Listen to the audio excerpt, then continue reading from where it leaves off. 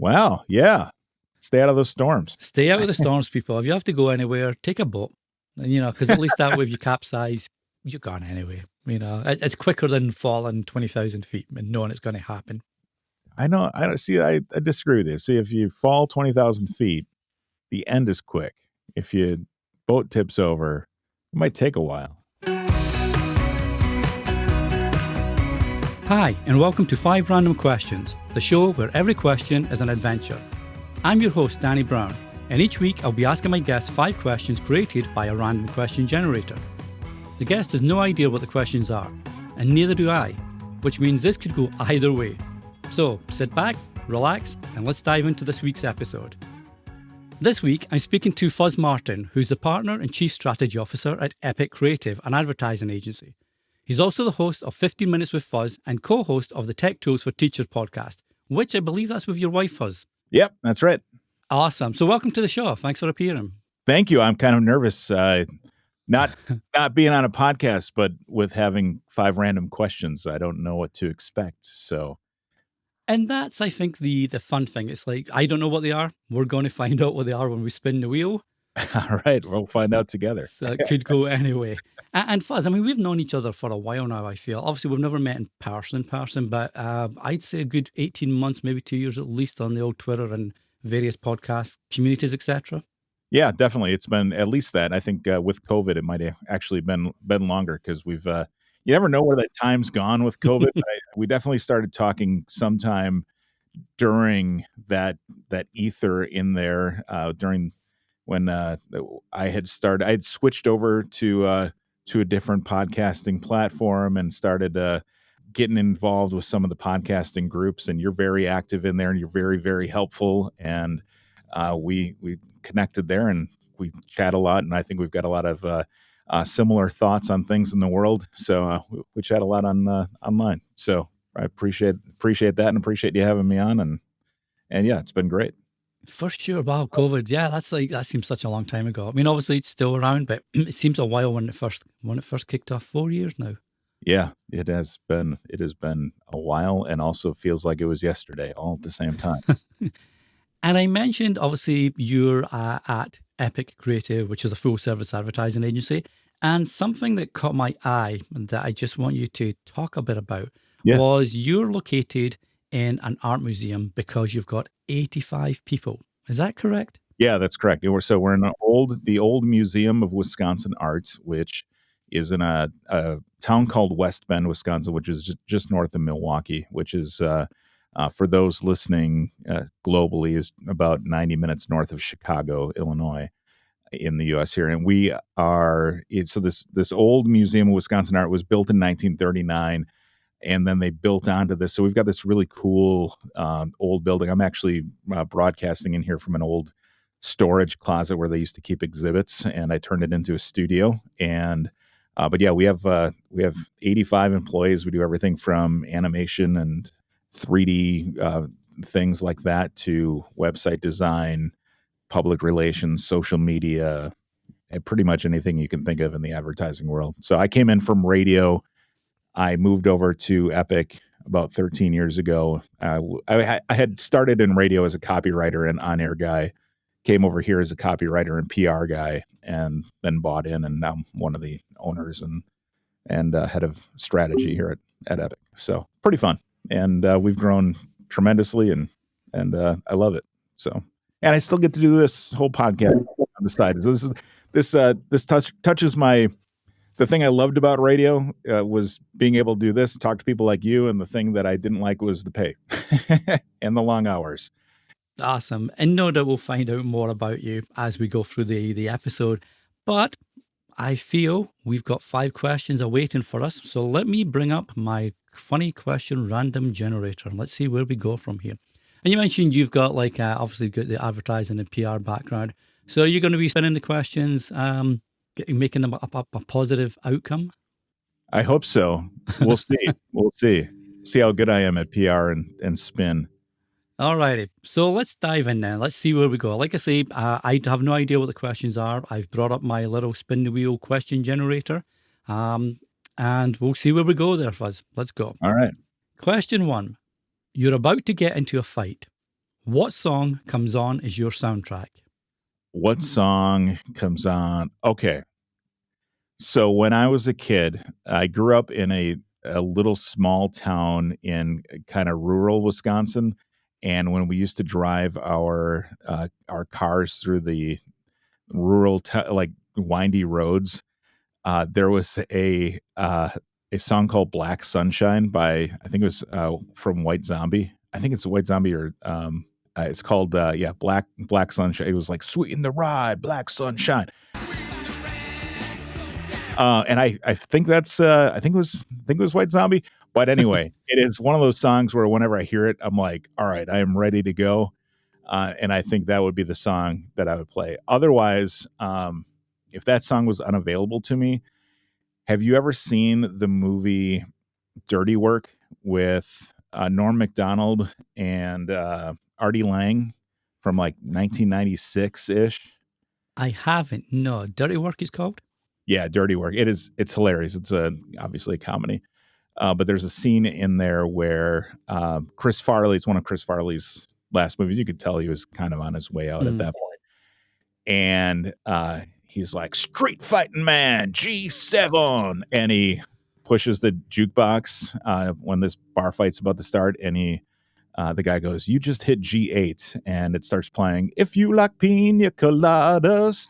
And it's absolutely hilarious. But yeah, no, Black Sunshine would be my choice of songs there. And I have to see Black Sunshine.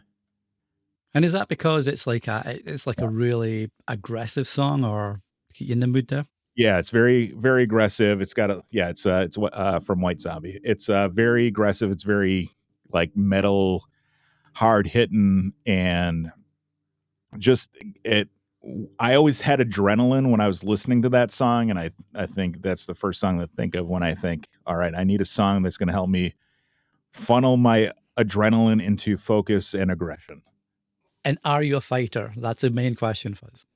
In the year of our Lord 2024, no, I am not a fighter. But when I was a 17-year-old kid fighting hormones, maybe a little bit, yes. So I was always a big kid, like I played football and all that, and worked out a lot. So I always had like a lot of testosterone and muscle, and didn't know what to do with it. So I always had to have, kind of outlets for my strength and I guess the dumbness that comes with being young. And I needed to learn how to channel that. And it took getting older and maturity to kind of harness that. And I've definitely grown and harnessed that as I've gotten older and educated. So. And just a little bonus question for this, actually. So Anchorman, you've seen Anchorman 2? Oh, yeah. Awesome. Yep. So I think it's in the second one where all the news teams come together for a fight in the park or playground or something like that. What weapon would you bring to the fight whilst this song's playing in the background?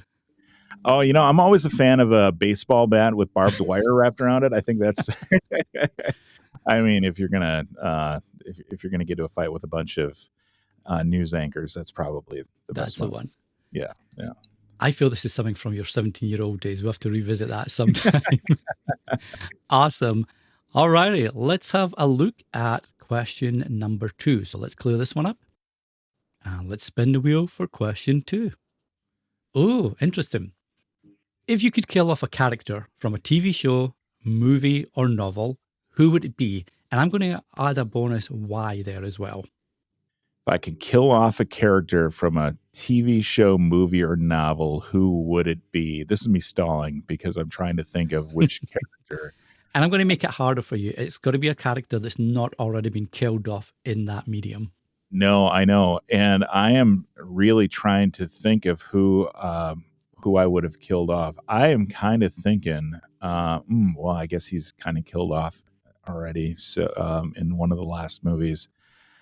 All right. I'm gonna just go a little controversial. I'm gonna say Rey in the final Star Wars sequels, and only because I just to make it interesting, only because somehow Palpatine survived. I don't know. Wait a minute. Are you blaming Rey for somehow Palpatine? I'm not blaming Rey for that. It wasn't Rey's fault. I'm the question was random, and I didn't have a lot of time to think about it. I was looking for a main character. I don't know. I mean, Ray's the main character. She's getting her Yeah, own movie yeah. next year or the year after, I think. And that's the thing, though. That, like as a kid, Dan, you grew up in like the '80s, right? I mean, like you're probably around the same age as I am. I grew up thinking that we were never going to get any Star Wars ever again. So I am of the ilk that no Star Wars is bad Star Wars because I never thought we were going to get any, and now I'll take whatever we can get. I'm kind of like whatever we get is fine. So I was good with the prequels. I was good with the sequels, but I was also kind of like, oh, what if there was a different direction that movie went? What if they redeemed Ben Solo and Rey? I don't know, but you asked the question and I answered, so there we go. I'm not taking it back. And I think there was maybe, and I could be wrong here, I think maybe one of the original script treatments for either Last Jedi, or maybe I'm thinking of Return of The Rise of Skywalker, I could be wrong. But I know obviously there was that part where Rey showed her dark side. So you had Dark Rey. And I think that could have been interesting, like you say, if Ben had been the one that was redeemed and Rey was the one that turned, and how that whole dynamic could have shifted. There you go. When I said Rey died, I meant that her light side died and she turned into Darth Rey something. Darth Rey, that'd be awesome. Darth Raider. Yes, Darth Raider. Because then she could see ships coming as well, and she'd make the beeping noises as she's sensing them with the Force. Yeah. How are you finding the Star Wars TV shows like The Acolyte and Ahsoka and all that? So we've watched all 3 episodes as we're recording this of Acolyte, and I hope it picks up a little bit, but you know, we're gonna give it. We're gonna be open minded. I've loved the other shows.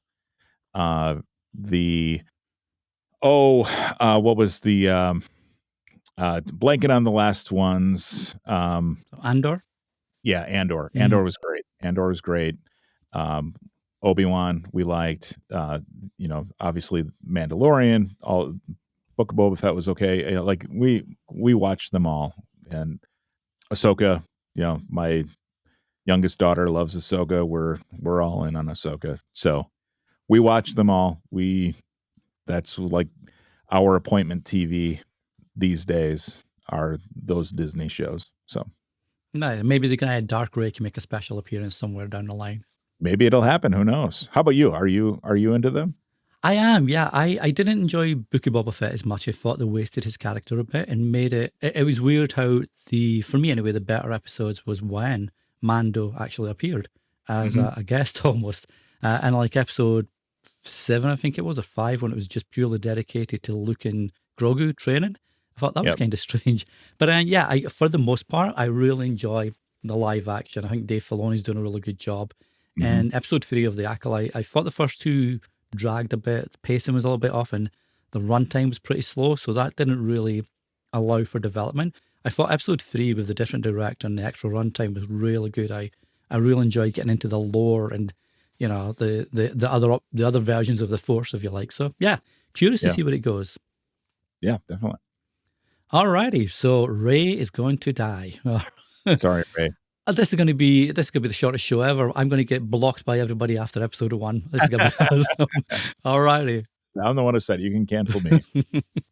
Okay, let's have a look now for question number 3. Okay. Oh, this is a good one, actually. I like this. If you could make a rule for a day and everyone had to follow it, what would it be? All right. If I had to make a rule for a day and everyone had to follow it, I could go with like a really, like I'm tempted like to go for a really powerful rule, but then I had this rule this morning that I wish I could just snap my fingers and this rule would exist in the world and it could never be done. And if you broke this rule, you would be arrested and never able to work in the industry that you work in again. And that is if you use either a siren or a cell phone ringing or vibrating in a radio or podcast ad, that you'll be arrested. That is my rule. Because if you're driving and you hear a siren or a phone ringing or vibrating and it distracts you and you think that it's yours, or you think that there's a police car or an ambulance behind you, it could spell trouble. So that was a gripe from today, and it has been for years, and having worked in the industry, but I I don't like it, and people still do it to this day. And yes, it gets attention, but it's a cheap way of getting attention. Don't do it. Don't be cheap. Find other ways. It's actually a good rule. Like you say, if you're driving and you listen to a podcast and all of a sudden you hear a siren, you're going to pull over, which could cause an accident because the car behind you is just driving normal speed and you slow and pull, then yeah, that makes sense. I don't know why people would use that. Like you say, just for attention. It seems a weird one to use. Yeah, it does. And I think it's usually just either laziness or people don't think about it too much, or they're like, oh, we're doing, whatever this, we're putting a police officer in this ad, so let's use a siren sound effect to imply that there's a police officer, and it's not cool, man. Don't do it. So what would you replace it with? What would be your ideal? Just like a little chime or something, or? I don't know. You can like somebody, tapping on the window with a I don't know, the back of a flashlight or something, or there's so many ways. There are so many more creative ways to paint a picture in somebody's mind than having to be on the nose with a siren that you can get away with. And it just depends on what you're trying to create, but it doesn't have to just be that. So same with cell phones. It could be, pushing, hearing the button, like the beep when you push a button, or something else. It doesn't have to be the phone buzzing and sounds like it's on the seat next to you, or especially if the ring is a ring that everybody knows because it's like an Apple or a standard Android ring, like one that people think might actually be theirs. If it's something that's like you made, or that it's like non-standard, then people might, they won't know because it's not their typical phone. But if it's like the standard Apple ring or Android ring, don't do it. Well, it's like the movies, right? When they're trying to set the scene, or TV shows or whatever, and they'll show a picture of the Eiffel Tower and they'll say overlaid Paris, France. You think, I know that. Most people know the Eiffel Tower. Or you'll get like the Empire State Building, Yeah. they'll overlay where you are, and you think, but we know that. It just seems a bit superfluous there. That's kind of my gripe, I think. Hey there, Danny here. I hope you're enjoying this episode of 5 Random Questions. If you're loving the fun as much as I am, I've got something extra special for you. The Question Master membership. As a premium member, you'll get ad-free early access to every episode. But that's not all. You'll also be able to submit your own random question to be asked in an upcoming episode and spark the next great conversation.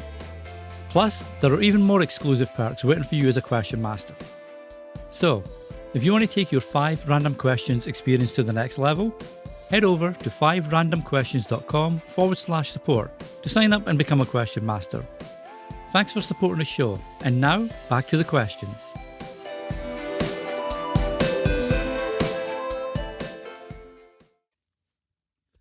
Alrighty, so we don't want police following us at all, whether it's on a podcast or properly. Alrighty, so let's get rid of that question. We're 3/5 of the way through. So what have we got for question 4? Killing it here, Fuzz, killing it, mate. What will you look like in 20 years' time? In 20 years' time. All right. So I am 45 as of right now. So 20 years, I'll be 65 years old.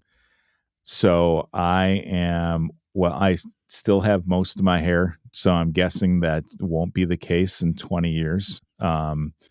And if I do have hair, it'll most likely be white. And right now it's kind of, I don't know, blondish brown. I'm colorblind. I don't even know what color my hair is, brown. And I'm hoping that I stay, like working out and kind of hopefully like don't, like I don't look like my uncles. I hope my uncles won't be listening to this. I hope I don't look like my uncles and have like go down those genes at they're 65, because their profile looks like I don't know, Yogi Bear kind of shape. But that runs in the family, and I'll be fighting that between now and then. So, but I just hope to stay in shape, and I'm certain I'll not have hair, and I'll probably have white skin and wrinkles, but that's, that like, but people at 65 these days, compared to when I was, a kid, people at 65 look pretty good, I'd Hmm. say, in most case. Yeah. So, I mean, people who live right, I guess, not everybody, but those who make good choices and are, go easy on the sun, they're all right. I wear sunscreen. I put on lotion. Hopefully, I'll look all right. You moisturize. I moisturize. I get my annual checkup. I go to the doctor. Hopefully I still look good by the time I'll be like getting ready for bed at night, and my wife will be getting ready for bed, and she'll take like some, I don't know, retinol or something, and she'll like smear it in between my in between my eyes. And she'll like rub that in so you don't get she calls it a peace symbol, because her dad's got this like big wrinkled peace symbol in between his eyes. So yeah, so I guess, but I'm who am I kidding? I'm gonna be 65 years old, and I'm not gonna live forever. So, and we're allowed to age, Danny, right? Yeah, exactly. I feel you mentioned that people now at 65 generally look better than, say, what we remember 65-year-olds as kids or teens growing up, etc. And I wonder if that's more to do with there being a lot more like tech and service-led jobs, etc., where you're not working down a mine or you're not out in the field, etc. So obviously you're doing harder labor and you're open to these elements, etc. And like you Mhm. say, I mean, we used to play as kids out in the sun. We wouldn't put any sunscreen on whatsoever. Didn't even have sunscreen at that time, I don't think. So yeah, I look at my folks that are, say, older now than me. Obviously, they would be, but yeah, they look older because they've been out and had harder lives, etc. So yeah, that plays a big part as well, I think. Yeah, absolutely. And that, vitamins, access to healthcare, not smoking 3 packs of unfiltered cigarettes every day before downing a bottle of whiskey, all that. So, I mean, for most of us, some people still do that, and that's their choice. And would you ever, I mean, maybe not, but if you were of a mindset, would you ever have any work done from a vanity point of view, do you think? Or I don't think I would. I don't think I have any reason to. I mean, I am not a model. I guess I am kind of a politician, but I'm like a local politician where it doesn't really matter if I, if I, it doesn't matter what I look like.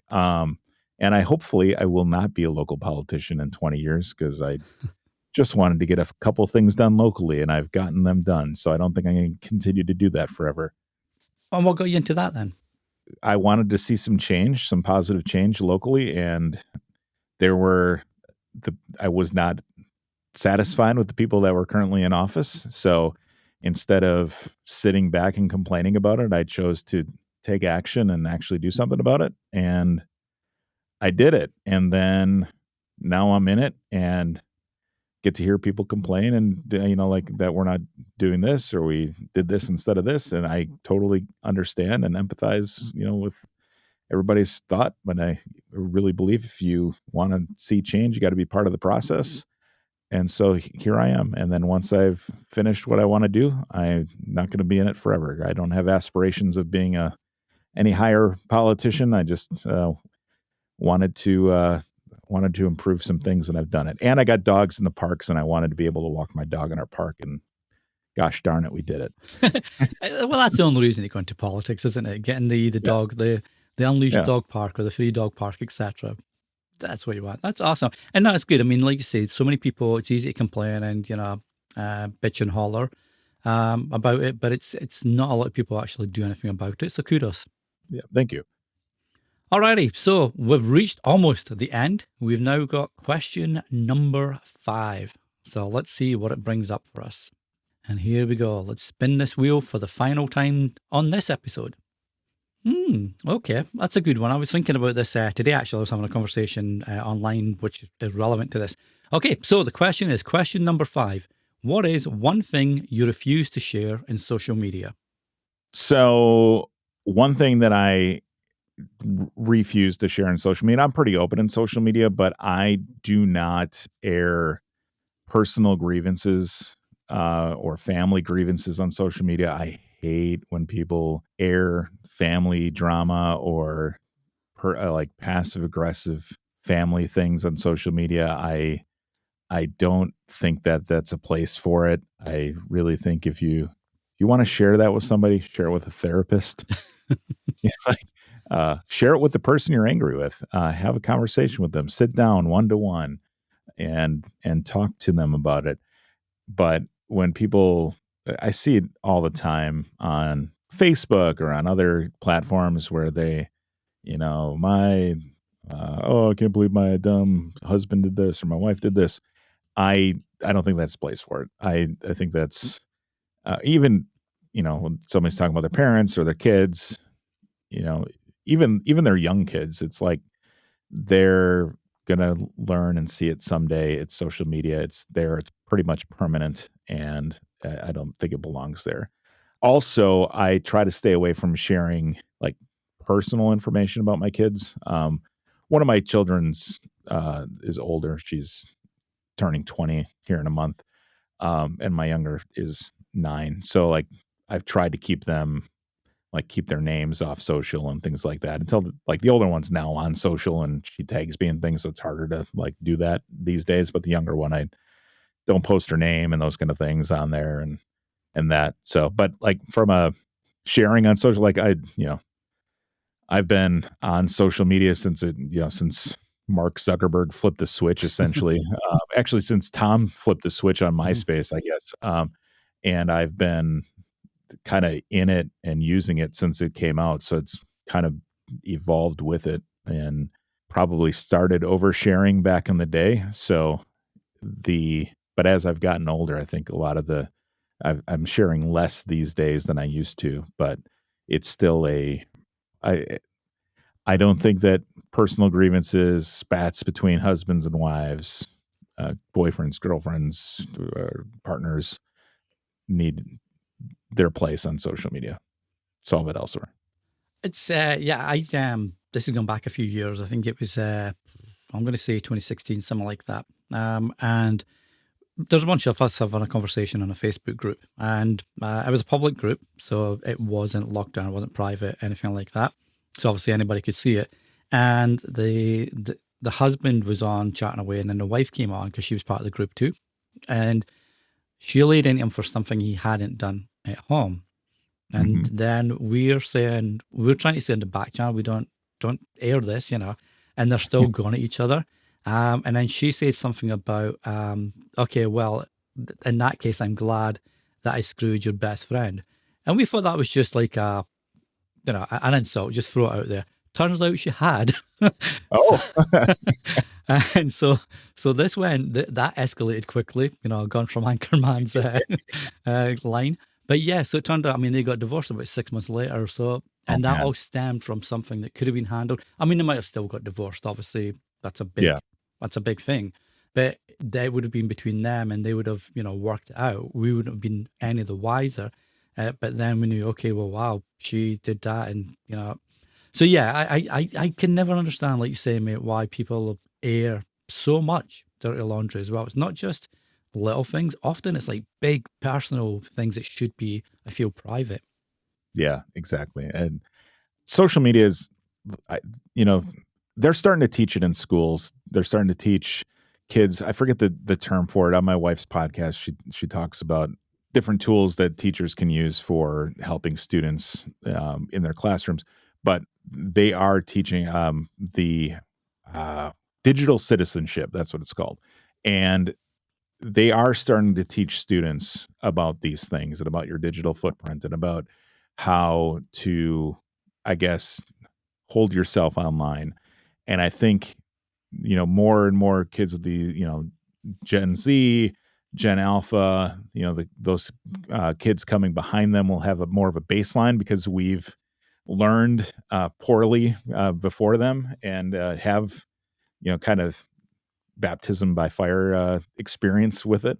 But I think that, we didn't get a good shot at this. And I think a lot of people like the attention that comes with it, the instant dopamine spike you get when you see, the care emoji or something like that when you post, some drama that happened, and other people like to see the drama because other people feed off that, and so that, but it doesn't belong there, and it doesn't help anything. It doesn't solve anything. So it just creates more problems.